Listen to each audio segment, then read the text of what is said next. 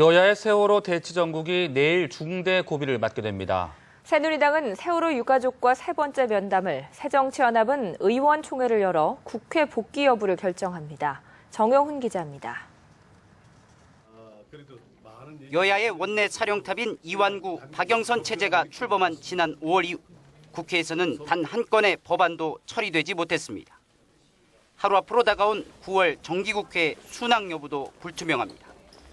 일단 개원식에 참여하기로 한 새정치연합은 이후 국회 의사일정의 보이콧 여부를 내일 의원총회에서 최종 결정합니다. 장외 투쟁에 대한 싸늘한 여론 등을 이유로 국회 복귀를 주장하는 당내 온건파의 목소리가 점차 힘을 얻고 있는 상황. 하지만 세월호 특별법을 관철하지 못한 상황에서 강경 투쟁의 장막을 완전히 걷어내기는 쉽지 않을 것이란 관측이 나오고 있습니다.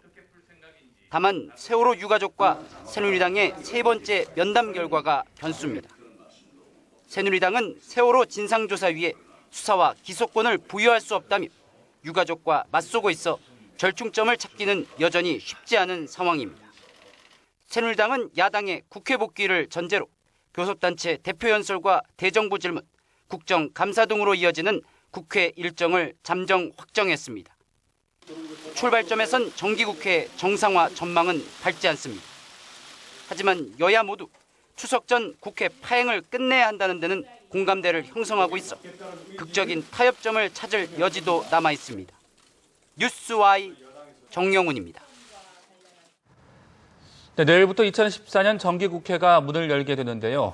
여야의 강대강 대치가 이어지면서 국회 정상화는 멀기만 한데 할 일은 산더미처럼 쌓여 있습니다. 이한승 기자의 보도입니다. 9월 1일은 정기국회가 시작되는 날입니다. 국회는 정기국회 기간 국정감사를 실시하고 각종 민생법안과 새해 예산안 등을 처리합니다.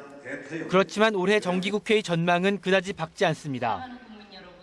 세월호 특별법으로 인해 꽉 막힌 정국이 좀처럼 풀릴 기미가 보이지 않기 때문입니다.